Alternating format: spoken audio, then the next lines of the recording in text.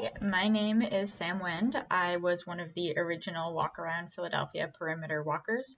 I lived in Philly from 2011 through 2019, but I moved away in October of last year, and I now live in Minneapolis, Minnesota.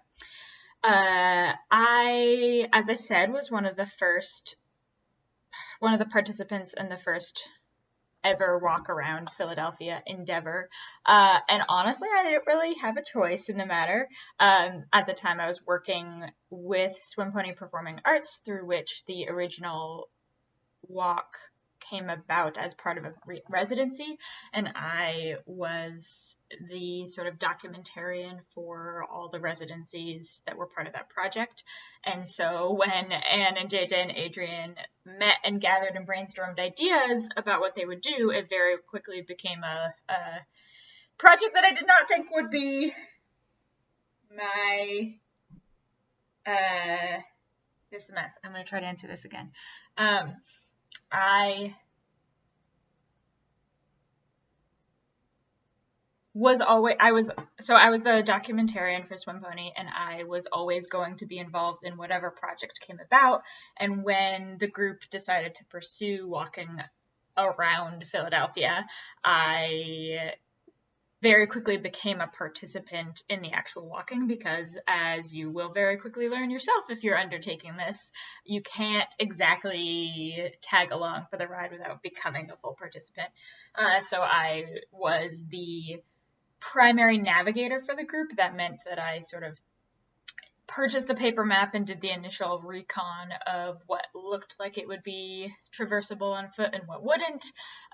Did a lot of cross analysis with Google Maps and other digital GPS technology, found a way to track our route as we went, kept the paper map updated with what we had done so far so we could reflect on it, so on and so forth. I was really glad to have that role, because it meant that I learned a lot about reading paper maps, which I hadn't done a lot of in a very long time.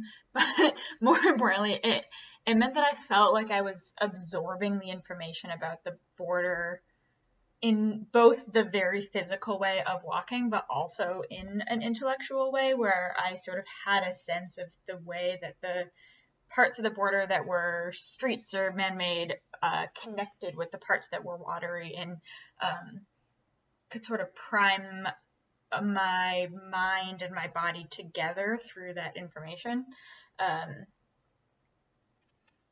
A highlight, I'm just jumping around, I'm sorry.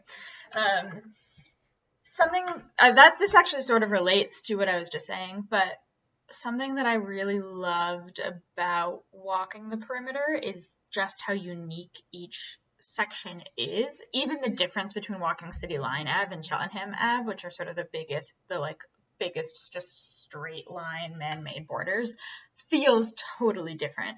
And the difference between walking the Puckesson Creek, which is sort of questionably kept trail, and you're not really supposed to be able to stay super close to the water. Totally different from Cobb's Creek in West Philadelphia, where the trail basically follows the creek and it's well kept and people use it on a regular basis. But none of those pieces are next to each other. So that part of the fun of it for me is like, Philadelphia is a city of so many parts, and you feel that so deeply when you walk around it, because you can't do the thing that most of us do in our day-to-day lives, which is only go to really specific parts of the city at any point in time. Like, you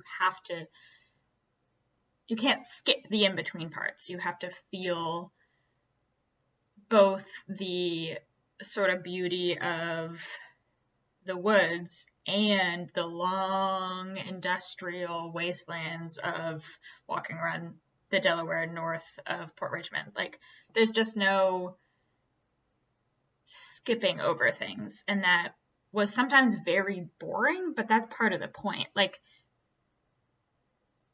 you get used to boring, and then once you've gotten bored, you get to move past boring into discovery. And I think that's what's beautiful about walking, is that the pace is so much different than anything else that we do, any of the way that we move through the world. I am a runner, so I spend a lot of time traveling great distances on foot, but even for me, walking was different from running. Like, I've done 20-mile runs, and I do that in a little over 3 hours, but walking 20 miles along the borders, like sun up to sundown endeavor.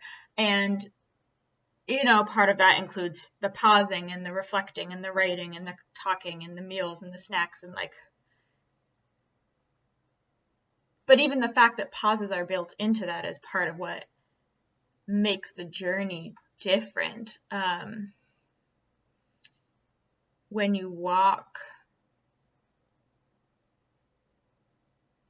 you're making a choice to experience the world in as human a way as possible and as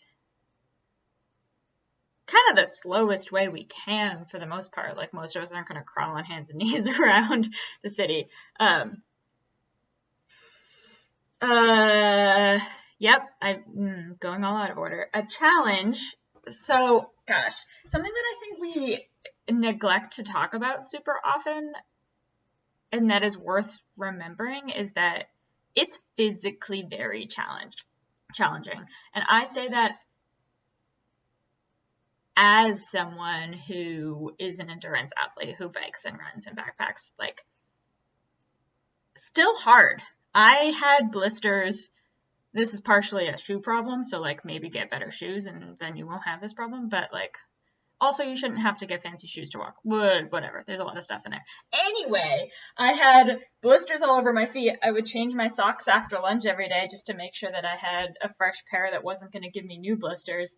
And I was just sore and tired all the time. I remember the first year walking, the day we walked along the Delaware, which was probably felt the longest for my body, I found a baseball behind an old building and I picked it up and I spent almost the entire day just tossing it from hand to hand because there's something about the physical activity in my hands that distracted me from the ongoing physical activity in my feet.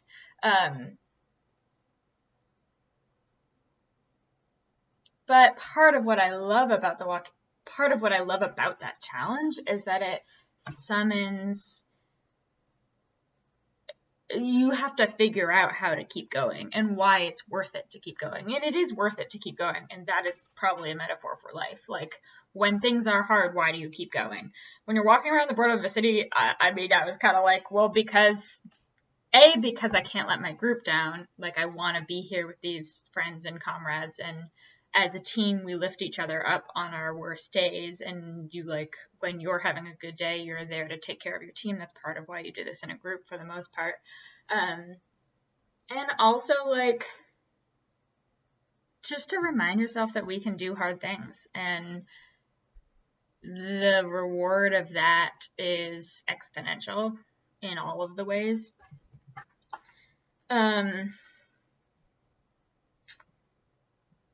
I still talk about the walk all the time. I just, like, can't help it. It comes up in conversation on a regular basis. Like, I think about it whenever I go to a new place. I automatically look up the border of a city and sort of do some research into how and why a city was created that way. I talk about it when I'm hiking. I sort of explain my intuitive way of approaching boundaries, and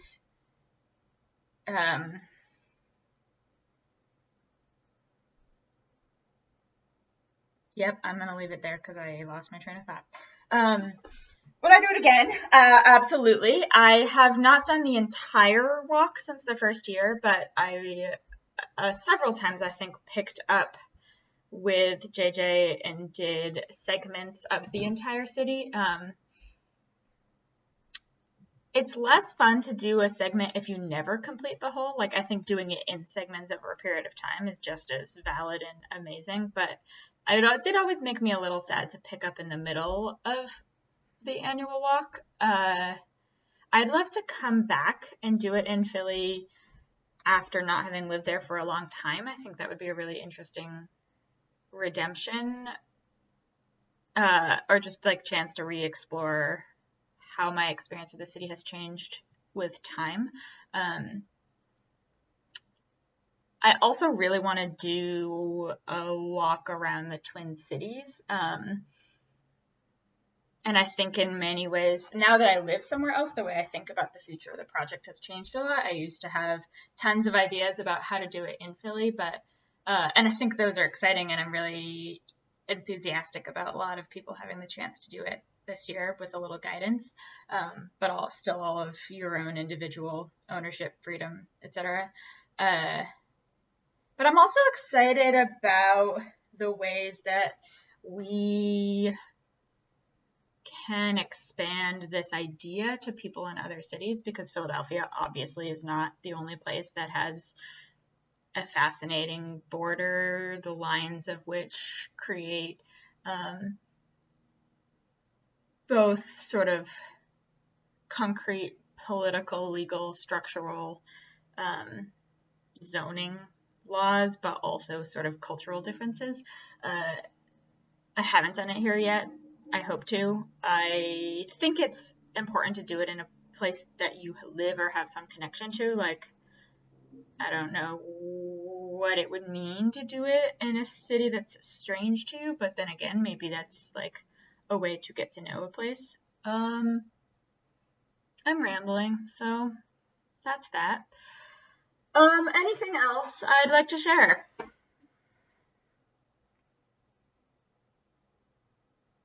Have fun, challenge yourself, trust that you can do more than you think you can.